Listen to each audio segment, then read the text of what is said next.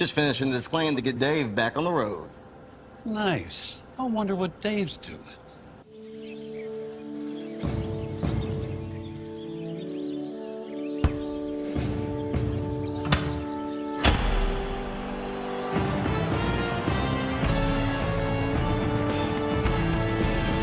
You do your thing. We've got you covered. Hey, is the power off on this? I don't know. Just take it off. Safety violation, unsafe work conditions. In the construction trades unions, safety is our highest priority, and we train you to recognize and speak out on unsafe working conditions so that everyone arrives and goes home safely. Learn about careers in construction at georgiaconstructioncareers.com.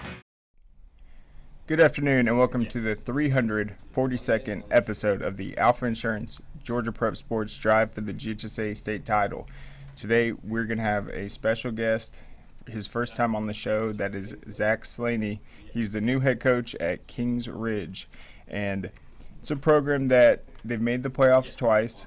They're searching for their first ever playoff win this season, but when you look at the school, they hired Terry Crowder as their last head coach. That is a state championship coach, so that shows me they are really trying to get this football program on the ground running. Coach Slaney has experience at Pace Academy, Holy Innocents, the Heritage School, in the GIA. And so I think this is a big hire. I'm excited to see what his goals are for this upcoming season. We're going to cover a lot of baseball, some big results across the spring spectrum, and then we're going to start with some news regarding the GHSA.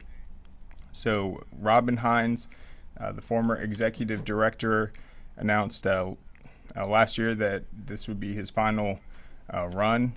He's done an excellent job. He had to navigate the GHSA through a lot of changes over these last several years, whether it was the reclassification, the introduction of the Class A private, the introduction of Class 7A. He had to deal with the COVID year. And so he did a great job, but they have made their decision now. It's going to be Tim Scott. He is the GHSA trustees' choice as the new executive director. They will vote to approve it in April, and he is the lone candidate, so it's going to go through. Let's look into Tim Scott a little bit and his resume. So Dalton Public Schools Superintendent Tim Scott is the GHSA Board of Trustees' choice to become the association's new executive director, succeeding Robin Hines, the GHSA announced on Monday. The 75-member executive committee will vote to approve Scott's hire at its spring meeting April 15th in Macon. The Board of Trustees served as the interview committee and recommended Scott.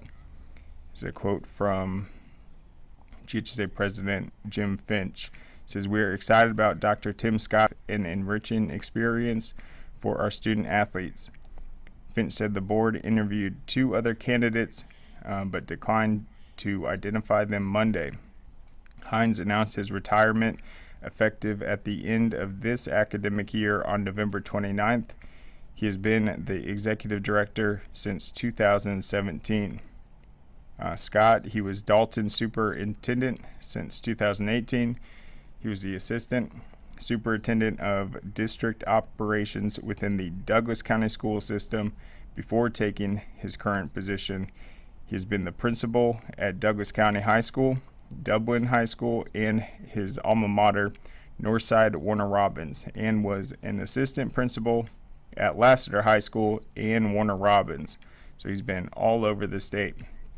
Scott began teaching at Northside Warner Robins in 1987 and was head wrestling coach and an assistant football coach there.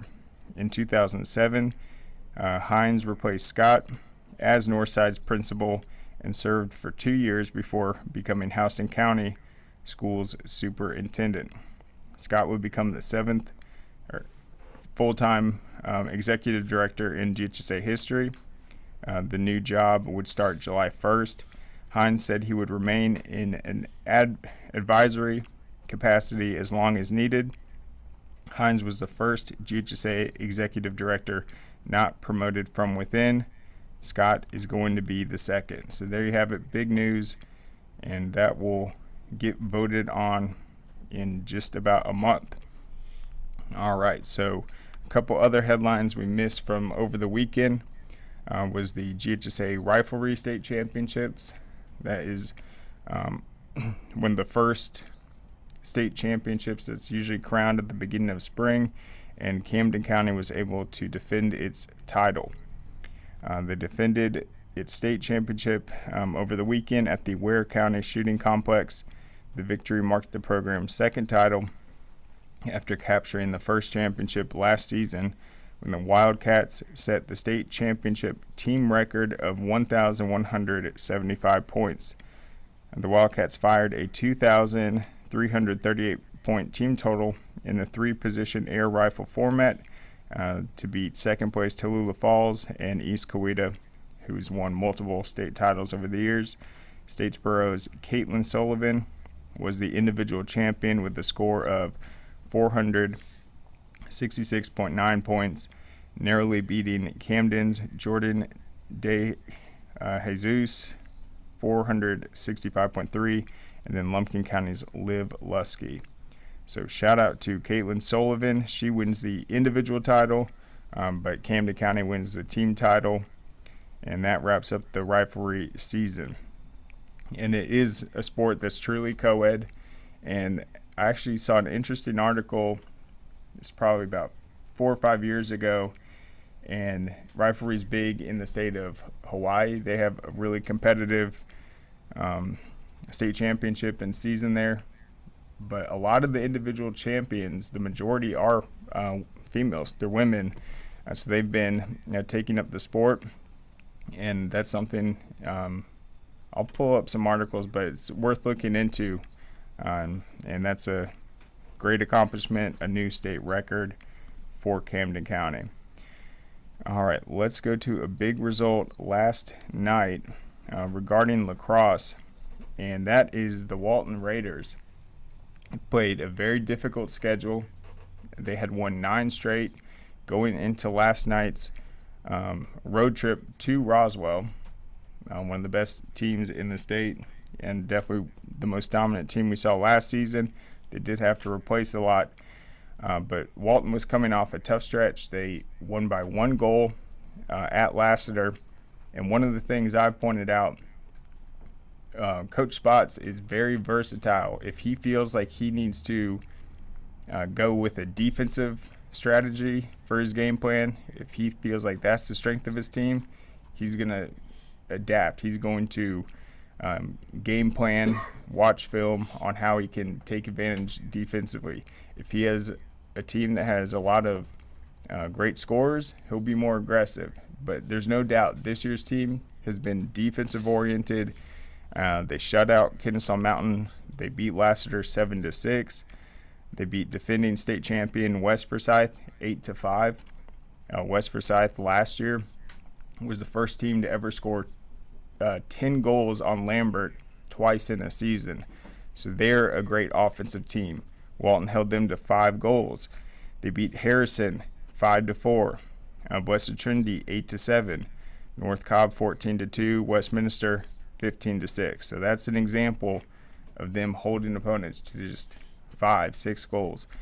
So they had 9 straight wins and then produced their 10th straight win last night with a 12-5 win at Roswell. A great victory.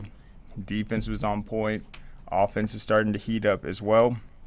And their only loss this season was at home to Buford, 13-9 defeat. So 7A is looking very intriguing. Another key team they played was North Gwinnett. That was their opener.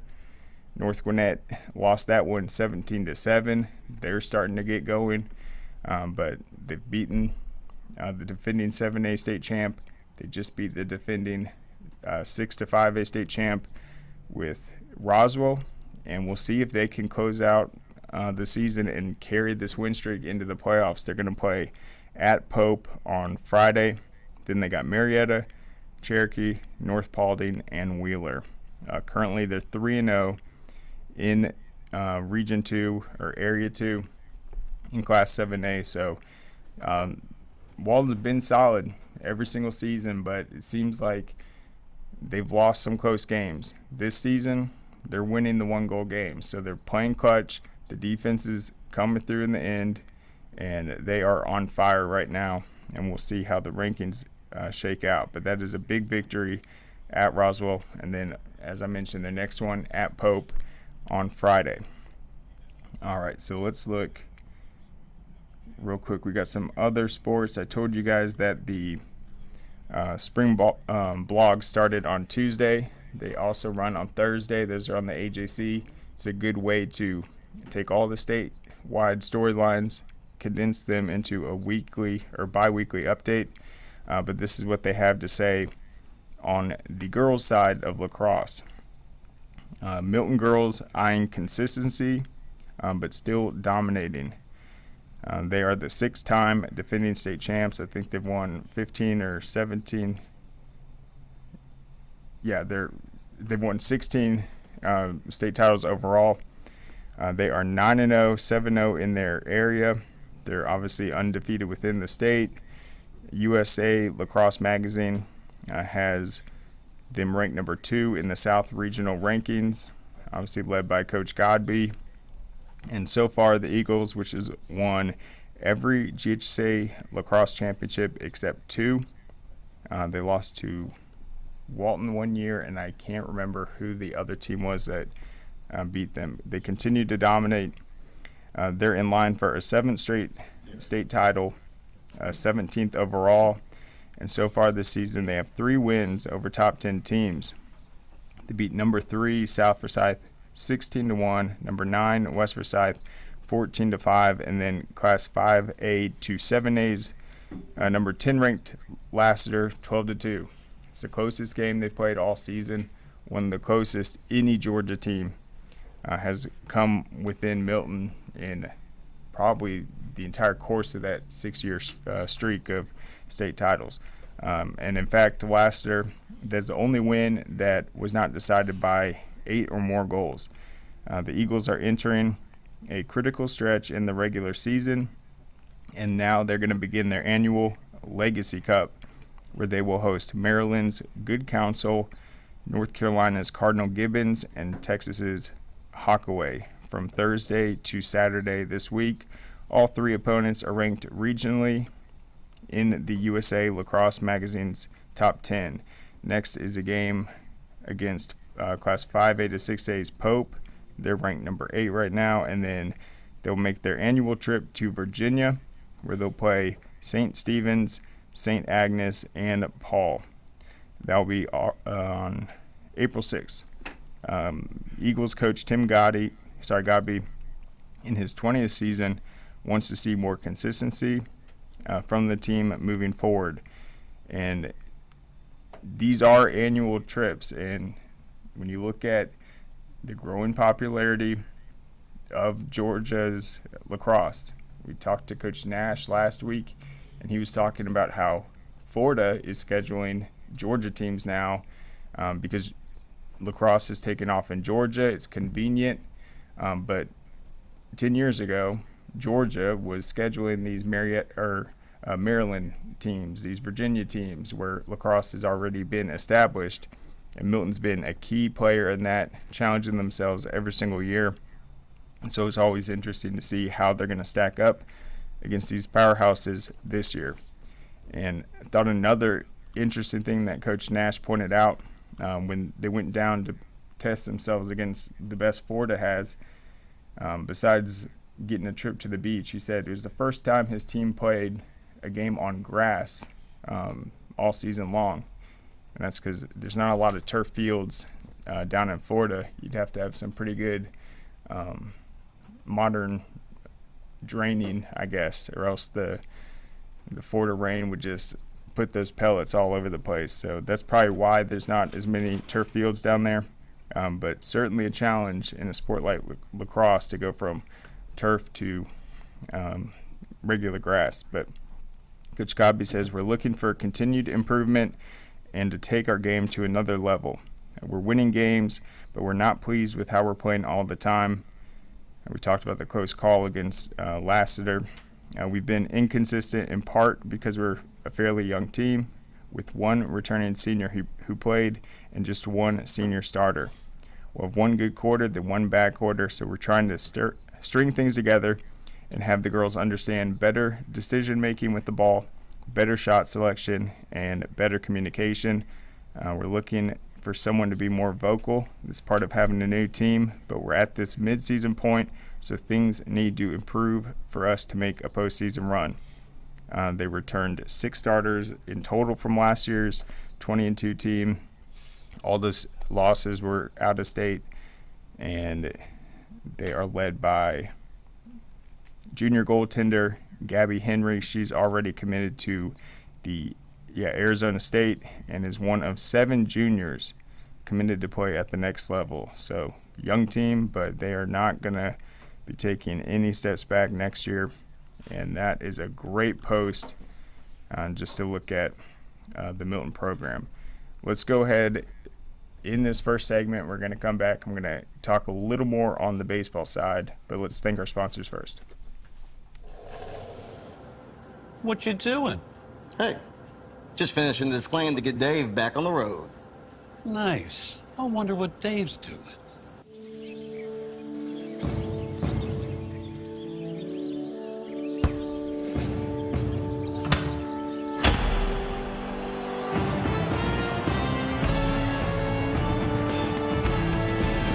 You do your thing. We've got you covered.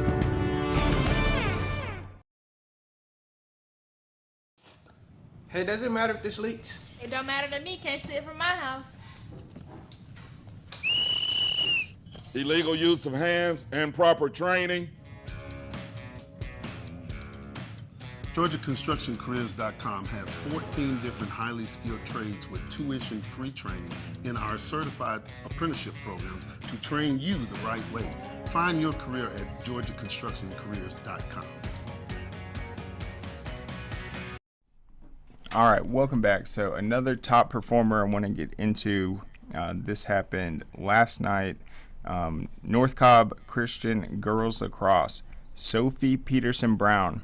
They ended up winning 15-7 over McDonough. She scored 10 goals in that game. So I don't even know what you call that. I know what a hat trick is. I know what a brace is. But scoring 10 goals in one game, truly impressive. Once again, 15-7. McDonough's a great team. They were one of the first Henry County teams to make the playoffs in girls lacrosse. They've had a lot of girls go on to play at the next level, so that's a great individual performance. Callie Slee had 2 goals. Lily Swafford, Madison McMahon, and then Maddie Hodges also had goals. So it wasn't just Sophie, but she had a special night with a 10-goal performance. So that is huge. North Cobb, they shut out Wheeler 18-0. That's another big-time matchup, and that was Liz Lynch and Kaden Williams. That was their first shutout of their careers. So they stepped up defensively for North Cobb against Wheeler. All right, so on the baseball side, we've talked about Marietta being one of the best Cobb County teams this year. If you look at some of the other ones, Kell, who we'll talk about in a bit, they're red hot. They've won 10 straight. They're 13-5, but they started 0-3, and I think they were 2-5 at one point. Who has Kell lost to? They lost to Walton. That was 6-0. That was actually Walton's first game at their new field, so it was a very tough environment to go into for Kell early in the season. And then they also lost a very competitive game to Marietta. So that's how good Walton and Marietta have been. And then Kell, as I mentioned, they've heated up. But Harrison, they are entering their region series with Marietta right now. It's a region that also has North Paulding in it. They got Hillgrove, and it is going to be very competitive. But Harrison scored a big win to open up the series over Marietta last night. Grant Largent pitched in and out of trouble for 4 innings to keep Marietta at bay and helped the Hoyas earn an 8-3 victory in their Region 3 matchup. Largent battled through 2 high-stress innings in the first and second, running deep into counts and having Blue Devils batters extending at bats with multiple foul balls. After allowing 1 run in the first, he loaded the bases in the second before inducing back-to-back ground balls to get out unscathed. However, Largent's biggest inning was the fourth, Harrison leading 5-1 with 1 out. Alex Whiteside singled, moved to second on an error, advanced to third on a pass ball. Andy Waters hit a sacrifice fly to bring in Whiteside, and then Karsten Leibel tripled to deep center. With momentum shifting to Marietta, Harrison coach Jack Story went to the mound to talk to his starter. Grant has good stuff, I told him. Last year, you had a 5-2 lead against North Paulding, and things slipped away. What is your job right now? He said, keep it 5-2. With the count 3-1, Largent dialed up a ground ball to second to get out of the inning and protect the lead. He pitched 4 innings, allowed 5 hits, 5 walks, and had 2 strikeouts. So it's a good job of him keeping his poise, sticking it out for 4 innings, and getting a big region victory for Harrison. And now they are 11-5 overall, and now 2-2 in the region. No team in that region is unbeaten now. Mentioned North Paulding, got to watch out for them. But that's a good way to start the series. We'll see how Marietta responds today. All right, but let's get into Kell real quick. So the last time I mentioned Kell, I was talking about the region. You got Northview, Cambridge, GAC, but it's still a very winnable region. When you look at it, Kell's just like slightly above those other teams, but you're going to have multiple game series, and you also have the scenario where they're going to be beating each other. And so to win the region, you really have to dominate, and that's just what they've done. They started out the year tough, 0-3, and said watch out for them that once they get in that region, I feel like they're going to be able to have success. And right now they are 9-0 in the region. They're on a 10-game win streak, and they are 13-5. And they actually entered the Prep Baseball Report's top 10 when they were 5-5. So that's how big some of those early wins were. But now 13-5. So they entered the top 10 8 wins ago, And so they're going to go really high this week, and they are definitely a team to watch in 5A. You got Ola playing very well, Ware County, Cartersville, of course, but I think Kell is peaking at the right time, and it shows just a good team bond when you're able to overcome a slow start. So in their win last night, this is a stretch where they're playing just a couple really solid teams from the higher classifications, and it's kind of alternating between key region matchups, another tough opponent, back to the region. So they played at Etowah last night. It's a great program, loaded with top prospects. They're really ranked really high in Class 6A. They've competed for state titles before, but they won 13-3, probably their biggest win of the season so far. And now their next matchup is going to be tomorrow at home against Blessed Trinity, who in Class 6A has really caught fire. So 2 big matchups in a row. We'll see if they can beat BT tomorrow, and then they're going to have a 3-game series against GAC. It's going to start, I believe, next Monday. It will be at GAC, then at Kell, and then at GAC on the 28th. They'll have non-region against Sequoia and South Cobb, and then they close it out with 2 3-game series against Northview and Cambridge. So they can, I think GAC is going to be the big series for them. They can go 2 of 3 or even 3 of 3 in that one. That will gain them distance, but Currently, Kell's at 9-0 in the region. GAC's at 7-0. You got Cambridge at 6-1, and then Northview 4-3. Chattahoochee, Centennial, and North Springs are out of reach of those top 3 teams. But one of the key guys that I'm going to highlight right now for Kell is Tyler Bradford, and he had a Tommy John surgery last year, kind of early in the season, so he was going to be back for the start of this season, but that is a very tough surgery to go through. It's why it's infamous. So what happens to a lot of pitchers, and so he completely adapted, going from one of Kell's top pitchers to first base this year. And so early on in the season, there were some games where he had a few errors, but defensively, he's been really getting it done. That's why Kell's had this great win streak. And then offensively, he has been really picking it up. This kid is an absolute gym rat. He is squatting 500 pounds. He improved his 60-yard dash time. That's what they measure baseball players with. Football, it's obviously the 40. He improved that time to 6.7, and he's up to like 220 pounds. This is a big kid with lots of power. And let me pull up real quick before we go to last night. One sec.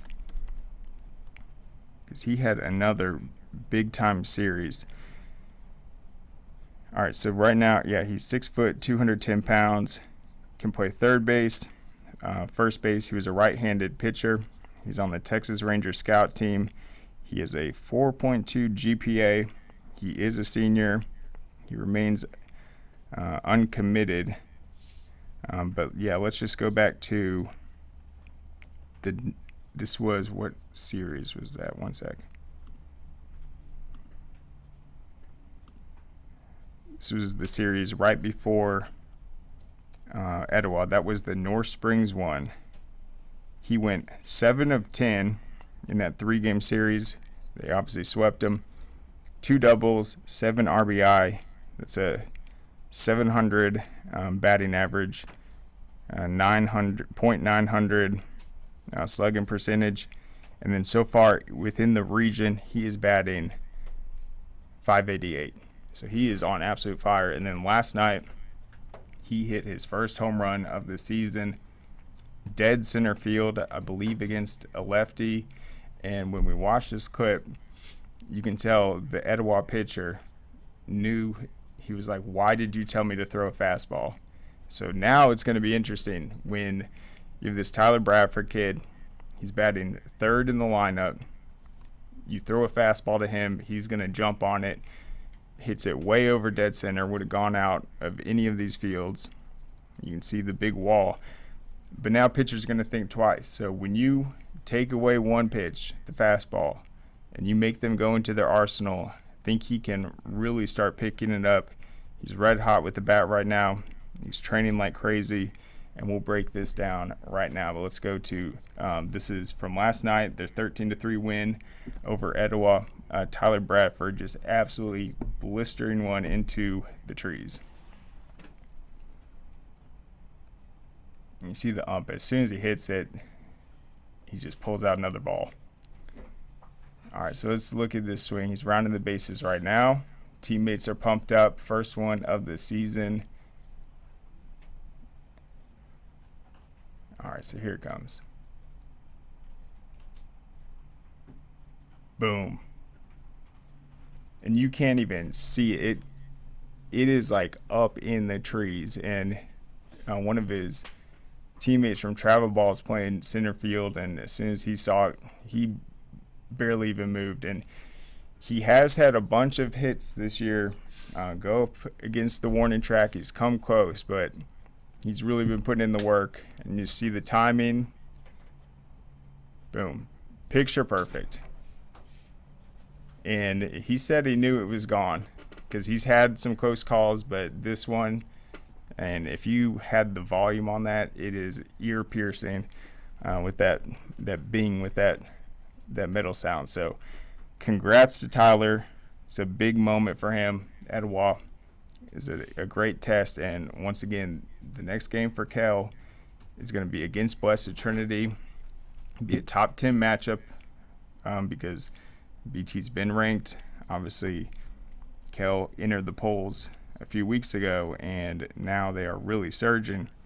And so this could be a matchup where we look back at it in the playoffs just to see how each of these pitchers handled it, who's going to take the mound, and all that. And so I was talking to Tyler. He was a pitcher last year. I said, what are the chances if you guys get into a situation in the playoffs, it's game 3, they need you to step out on the mound? And he was like, no, I'm first base now. But he still has the arm strength, but he is adapting after that surgery, putting in the work defensively, offensively, and I just love to see it. Just a big homer like that against a great Etowah team. 10 straight wins. Kel is on absolute fire, and they are really making a name for themselves. So hopefully he starts picking up some steam in the recruiting, and if Kel continues to play like they have been, I think it will happen. All right, so let's break down the latest rankings. Our poll will come out tomorrow, but this is from Prep Baseball Georgia. So in Class 6A, they have Etowah number 1 at 11-3 above Houston County. That is a very bold take right there. They both have 3 losses on the season now. Well, I guess Etowah has 4 now. They got Marist up there really high, 12-1, and then BT at number 5. They were number 4 in last week's poll. They dropped 1 spot, and that was a result of Marist improving to 12-1 and jumping BT. Up in 7A, Walton is sitting comfortably at number 7. If you look at Kel's schedule so far, they feel like Walton probably had the most talented roster so far they've seen. So Walton doesn't have the best record, but once again, when you get in the playoffs, it's a 3-game series, and when you have an ace that you can rely on to get one done, it's a huge advantage. Walton has a great team, but Parkview, they are nationally ranked, and I believe their only loss this season, I think it was to Buford. They lost, I think they just played once. You got Lowndes at number 2, the defending state champs, and then Brookwood has jumped all the way to number 3. And Brookwood has suffered some losses this season, but man, when they have their top guys on the mounds, they've dominated, and I believe they beat Walton 8-0 this season. So they've had a couple tough losses, but then some really impressive victories. Down in Class 5A, where Kel sits, last week they were ranked number 9. We'll see how they improve. Ola is at number 5. Cartersville, Villa Rica, GAC, and Coffee. So once again, GAC and Kel will both be undefeated when they go into their region showdown next week. And then in Class 4A, Stars Mill, Cherokee Bluff, North Hall, LaGrange, Perry, East Forsyth, and then North Oconee down at 7. So 4A is so deep, they don't even have Benedictine ranked right now. But those rankings will be out tomorrow. Look forward to that. Go to scoreatl.com to find those. All right, so let's hit some tennis real quick before we got Coach on. All right, let's take a quick break. We'll be back on the other side with Coach Slaney. What you doing? Hey, just finishing this claim to get Dave back on the road. Nice. I wonder what Dave's doing.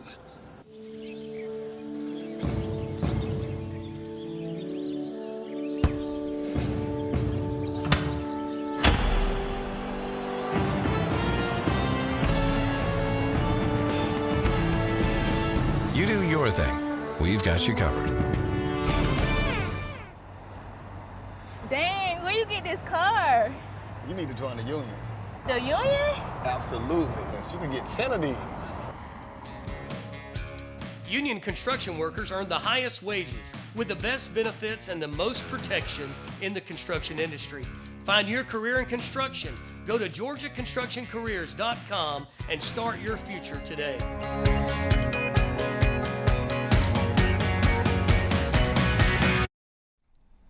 All right, welcome back, guys. So now let's go to our guest, Kings Ridge's new head coach, Zach Slaney.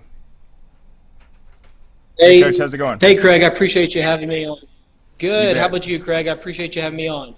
Doing very well. Thank you so much for coming on. So you're one of the new head coaches this season, and what I took away from it is Kings Ridge, they're a fairly new program, but them hiring Terry Crowder, a state championship coach, before you're taking over, it showed me that this is a school that obviously is dedicated to building their football program up, getting a guy like him. So what stands out just about the community in the school and what their goals are for football? Yeah, for sure. So Coach Crowder is staying on at the school just in the building. Has already been a great mentor to me these first few weeks that I've been here. But yeah, there's just a hunger here. I mean, it's when I started kind of talking to some of the parents and some of the kids kind of around, and we started kind of doing our morning workouts, things like that a little bit. There's a hunger here to do more. I mean, the program started in 2008. Like you said, it's a pretty young program relatively. And it's we have all the things that we need to be successful here from a resource standpoint. Putting in the work and kind of consistently doing that at a 1A private school can be difficult with a lot of multi-sport athletes, constantly training in the weight room and things like that you need for a successful football program overall. But yeah, I mean, Coach Crowder's done a great job kind of setting the foundation of this program the last 4 seasons.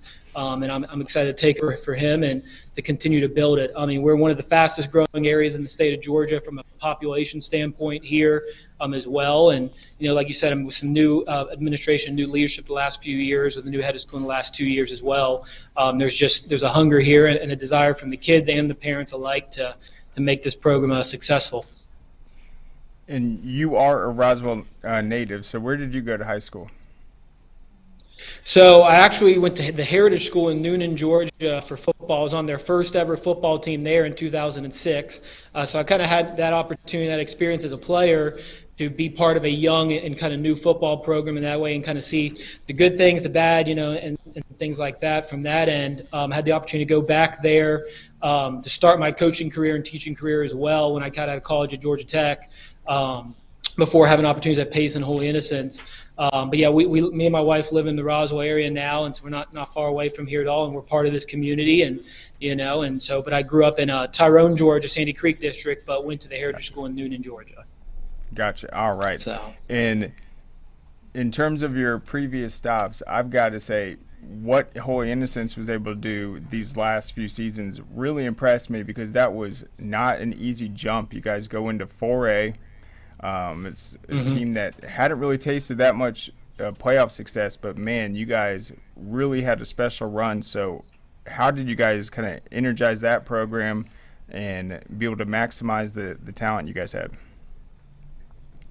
Yeah, for sure. Well, I mean, it all starts with leadership, from the administration and Coach Winter, the head football coach when I was there as well, who's now at Banks County. But when I got there, Coach Winter had been there for 4 seasons before I got there. And so he'd really laid a groundwork and foundation behind kind of his mentality of work wins with the players.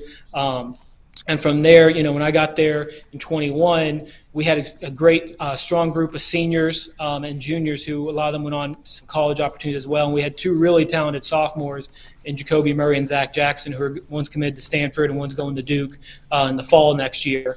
So we had a couple of talented sophomores and a really strong junior and senior classes. So we knew we had it from a leadership standpoint, from kind of things at that end within the team. And then again, it just goes back to the weight room, a consistent strength program.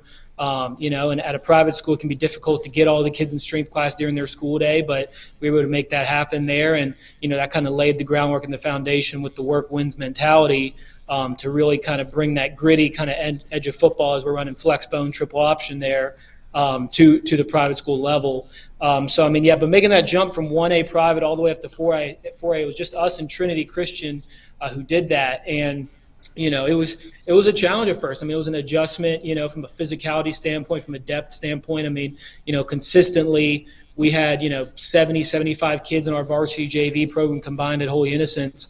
We're going against programs with 100, 120 kids. When we're playing troop in the playoff game that second year I was there, I mean, that's an established, strong program, 4A program. And, just those numbers. But, you got to give props to the kids and, again, to the admin and leadership of there was never a sense of shying away from anything. We were always pushing towards the next challenge.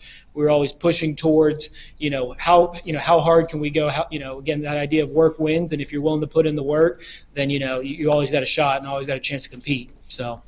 Mm-hmm. And then you've been at private schools at all these different stops. So I think it is a little bit different. Obviously, these kids, when they go to a private school, they're trying to get the full benefits of it. They're really focused on their education, the overall experience.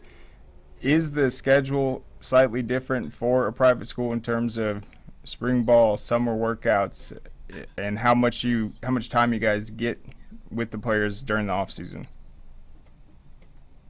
Yeah, again, there's different levels to it. This is the fourth private school I've been at, and it's all about kind of that commitment level with the kids and what the coaches, we talk about in the culture that we're building in this program here. The culture is made of three things. What do you proclaim? So what do you say you're about? What do you promote? And what do you permit? So what are you allowing to happen in it? And all three of those things together create your team's culture. So, I definitely think there's a sense that, there's an idea around private schools that, you have fewer kids, you got to you can't do quite as much. And I think it depends on the program and the size of the school. At Holy Innocents, we ran that program as much like a college program as you could for a school of that size. With the post-workout recoveries and summer and 7-on-7s weekly and things like that, and going away to team camp and, just kind of every kind of bell and whistle you could do to make that team the best it could be. At Pace, our numbers were a little bit smaller, and so we didn't do spring ball at Pace because a lot of our kids were doing, we're at state track or we're doing baseball or, whatever spring sports they were doing. And it was a similar thing at Heritage as well. When we had 30, 35 kids on the roster at Heritage, it was the idea that, the kids are committed. They're going to be there in the summer when they're in town, but spring was definitely a little bit difficult from an off-season standpoint of still trying to get stronger, still trying to get bigger, faster, stronger, and better. And, while also keeping these kids fresh for that baseball game today or that soccer game today or, whatever the case may be, because you're sharing a lot of athletes. But I do think it is great to have a lot of multi-sport athletes because, again, I'm not someone who focuses on individual sport at the high school level. I do think that it can lead to some injuries and things like that, and some muscle imbalances as well. But, it's been a great thing to partner with these coaches here at Kingsridge in particular because they've been very supportive of what we're doing in the weight room and, again, how we're trying to develop full and total athletes here, not just football players in the weight room. Again, with half our team probably close actually to about a third of our team being either on baseball or soccer alone, not including track or things like that. It has been something that we've had to balance a little bit. But, again, these kids have been hungry for it and been getting here at 6:30 a.m. every day and ready to attack the weight room and get better and get ready for the season. So. And then this is going to be your first head coaching job. So how has it changed just in terms of how you communicate to the players and maybe your daily schedule? Yeah, for sure. So in terms of the way I communicate with the players, at the end of the day, the biggest advice I've always gotten as a coach is just being your authentic self and being an authentic leader. And so, in terms of who I am, I'm going to remain true to myself and true to, trying to glorify God and everything that I do on the field and my interactions with these kids. But, it has definitely been kind of an adjustment in terms of coming into a new school and being the new head coach in that school where kids didn't have a previous relationship with me. There's positives and negatives to that as well. But it's been great. I've really just been trying to focus on building relationships with these kids and building a sense of trust between us here and building that relationship as we go into things here. And, at the end of the day, I just tell them, at the end of the day, I'm looking out for what I think is going to be the best opportunity for you and the best experience for you. And again, our core values in this program, and that's been the biggest thing, is just instilling that culture, is we're called FED, so faith, effort, and discipline. So again, everything that I do is stemming in those core values and what I'm teaching these young men. I've been making a point to have, we've been having rising senior leadership meetings once a week for about 30 minutes, which has been awesome. Talking to those rising seniors, and again, they're going to be the ones that help me set the direction of this program starting out in the direction of this season, and making sure that we're all rowing in the same direction. And so that's been great in terms of in the building. It's been great because, again, I'm taking over the strength and conditioning class at the high school level here. And so developing that relationship and working through that. And, again, I think a lot of things for the season are built in the weight room. You know, that mentality about attacking difficult things, not being afraid to fail, but again, giving that full effort and going full go. And if you fail, you better fail full speed, you know, and kind of being ready to attack that. And, you know, just that mentality shift that we're working on here as a program in general, but have already been able to start fostering the weight room for the last 8 weeks, which has been awesome to see. And we're going to continue doing that. And, you know, like I tell the kids every day, we just got to attack every day and do whatever we can every day to help, you know, grow and continue building this thing and just stack bricks on top of bricks here. So. Yep. And then in terms of the staff around you this season, Coach Crowder said he's staying in a different role, but overall, was it pretty much in place when you got there? So not really, no, I'll be honest. I mean, you know, we have a lot of great coaches that are on the previous staff that just want to explore other opportunities. They want to, you know, kind of transition to other phases of life, and that's great. And, you know, we had conversations and, you know, I supported whatever, you know, I would love to have them, but they, you know, they kind of had some other opportunities and have been thinking about this a little bit and reflecting since Coach Crowder had stepped away. And so, you know, it's been an opportunity for me to kind of build a staff around. I have a few coaches that I've worked with at previous stops that I'm excited that are going to be here and coming on board with me as well. And, you know, have a DC that we're finalizing right now. That's been a head coach for over 20 years in various stops in a couple of different states. And I'm excited about him and learn from him as well and to work with him in that way, because I'm going to be leading the offense here and he'll be defense with me kind of helping out as well. But, you know, it's been an opportunity to really kind of develop a staff of guys that I've worked with, the guys that, you know, I know that they know what I expect and standard and the culture that we're going to be building here, and that, you know, they know what it's been like at the other places and what my expectations are going to be here and how we're going to have to reach there and get there.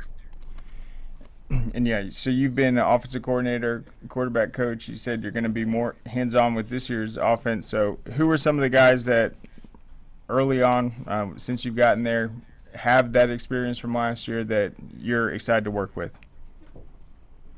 Yeah, so from a player standpoint, I mean, Brody Beach, rising senior quarterback with us, I mean, hasn't missed a lift, hasn't missed anything. We've been doing a little bit of some individual session a little bit here and there, just kind of starting to install the offense with him before spring ball, and just been a sponge and you know, has been receptive and has been great to win. Excited to have this great senior year with him. He's super athletic and throw the ball really well, so there's going to be a lot of things we're going to be able to do in our offensive system with that as well. And then, you know, a couple others stand out. I mean, Simon Cofrancesco, rising junior, who's at the Rivals camp at Rusty Manziel's Rivals camp this past weekend as well, and did well there. And, you know, receiver, safety type that I'm excited for, and kind of, you know, again, has not missed a lift, has been, you know, coming, you know, so we have our rising 10th through 12th grade come 3 days a week before school if they're not in the class, and our rising 8th and 9th are coming in just lifting 2 days a week as well before school. And he's been coming to those rising 8th and 9th grade lifts as well to encourage and start, you know, developing that relationship with those younger kids and leading those kids and pushing them too, because he recognizes what we're trying to do and how we're trying to build this.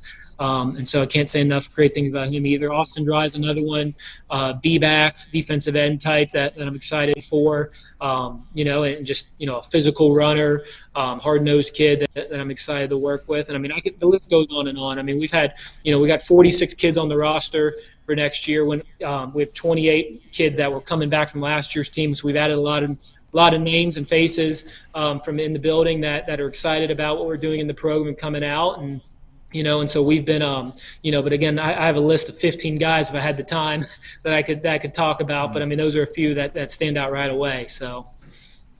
Yeah, and that's interesting because 28 players returning, and I was looking at the roster. You guys had like one senior last year and 29 guys on the total roster. So it looks like there is more experience returning, but then you're also adding a new class of freshmen to this group. So that's really impressive. I feel like we saw it with Mount Pisgah, I think, 3 years ago. They only had 27 guys on that roster, but they were saying like that was almost a source of their strength because every single player on that team knew that they were playing a big role. Like they were all invaluable. So what is it like just with a smaller roster, just getting to kind of develop more of a close relationship with each of the guys? Yeah, well, and it's like you were saying, I mean, we only have 6 seniors on next year's team, and we have 17 rising juniors, and we have 17 incoming freshmen from our 8th grade team last year, actually 18, I just had another one today. And so, we're going to be a young team, but I think it's a blessing. It's an opportunity. Like I was telling them, I've been having individual meetings with all of these guys for about 15-minute blocks starting at mid-February, and we're going to be going with these until early mid-April, where, we're just talking about goals and things like that. And again, my whole thing, everything that I do as a coach is relationship-driven, and so, again, at the end of the day, I'm one of those guys who, it doesn't matter how much you know until they know how much you care, and so at the end of the day, that's what it's all about, and that's what we're working on right now is kind of, again, developing those relationships, because we have a smaller team, and that's what's going to make us stronger is those bonds and those opportunities kind of in that way, but also being a younger team where, like I've been telling the freshmen, is you guys are coming in at the same time as me. You guys are going to be the first indication as you guys go through this program of if we're building this program, we're doing this the right way, and so having that many kids in our biggest class being rising freshmen, it's going to be something fun, something I'm really excited about, see as it develops and grows. And, but again, like it's been awesome kind of meeting with each of these guys individually and talking through goals and kind of just seeing where every kid's at. I had a meeting 20 minutes before I jumped on here with you with one of our rising juniors and playing baseball right now, and we were just talking about kind of his journey through football and things like that. And he's talking about how last year was his first year playing, and he loved it. And we just kind of started talking about what he loved about football, and it gets me excited. So I started talking about what I love about football, and again, just kind of having those opportunities to share that time together and that fellowship was just awesome. So, absolutely. And what I love about it is the memories. I mean, everyone who suits up, that's something you'll never forget. I want to ask you, though, about the region because it is sub-regions. There's some teams that aren't football. So how many region games do you guys have next year, and who are you guys opening the season with? Yeah, so we have 6 region games, the 6th one being a crossover region game with the other sub-region. So our sub-region will open up with Fellowship Christian at Fellowship on September 20th, and then we'll have St. Francis at home on September 27th. So I have the schedule right here, so I'm looking over here a little bit. And then we have out at Mount Pisgah on October 4th, home against Wesleyan on October 11th, and then home against Mount Vernon on October 25th. And again, that November 1st date will be a region crossover game. So the 4th place team from our sub-region will play the 4th place team from the other sub-region as well. But, it's a difficult region, but I'm excited for that. Like I've been telling the kids is, it's opportunities we're going to attack opportunities. We're going to attack every game and attack every play. And, at the end of the day, we're going out there to compete, and I don't care who lines up against us. It's a faceless opponent. It's about us getting ready and us executing what we do, and then we'll be just fine. So, I mean, it's going to be a good sub-region for us and, to kind of see where we're at and to challenge us and to push our program even further. And, the kids are excited to attack these games each week. So. For sure. Yeah, there will be some top 10 opponents throughout that region. And then who do you guys open the season with? So we got we're going to King's Academy on August 16th, and then we're going to Lanier Christian, and then to the Heritage School, my alma mater, on August 30th, and then we'll have Walker at home for our first home game on September 6th. So it's kind of a mix. It's been an opportunity, so I know the head coach at Heritage Noonan, person we coached together at Pace, Richard Moncrief, who was the interim head coach at Clark Atlanta last year, and then Coach Anderson over at Walker as well. One of my mentors, Coach Clay, is the defensive coordinator over there. He was the first guy I worked for when I was at Heritage, starting out my career, and gave me my first coaching opportunity. So I'm always thankful to him, and we talk a couple times a week still.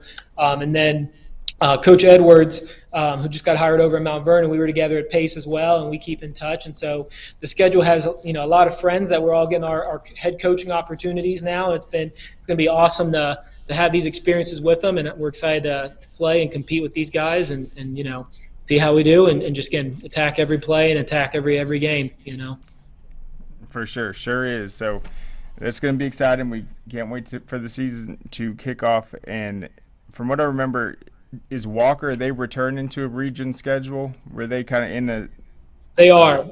Yeah. So they're in the other sub-region. So Walker is not considered a region game for us. Me and Coach Anderson just scheduled that separately, just because we thought it would be a good competition, close in proximity, and a lot of the kids from our schools know each other, and just thought it'd be a good, fun, kind of competitive game. So. For sure. All right. Well, Coach Slaney, thank you so much for coming on. Congrats on the new gig. We wish you guys the best of luck and can't wait for the season to kick off. Awesome. Thank you for having me, Craig. And, we're excited for the season to kick off and, look forward to talking soon. Awesome. All right. So there goes Coach Slaney and Kings Ridge. I'm way off on that one. Sorry. I'm looking at this schedule. I'm trying to pull it up because I wanted to see who their common region, but that's interesting. He's going to be playing his alma mater. He's talking about Mount Vernon. They obviously hired Coach Edwards. A lot of pace guys moving around, but I mean that is a really tough schedule. There's going to be probably 4 teams that they face that are all going to be in the top 10. Fellowship's going to be the first region game. They're going to be potentially top 5 because Fellowship was highly ranked in Class 2A. Now they're down in Class A Division 1, and it's going to be a very interesting region, be a big opportunity and challenge. But I feel like this is the start of Coach Slaney and Kings Ridge on what they're going to be able to build and accomplish. Still a fairly young program, but we'll see. But that's all we got for today. We'll be back tomorrow with Keeping It Real with Najee Wilkins. And since we had an interesting schedule yesterday, moving things around, he'll be combining his shows for boys and girls in the same episode. You don't want to miss it. It'll be jammed-packed with updates and information. Go to scoreatl.com for our weekly rankings in all the spring sports, and we'll see you then.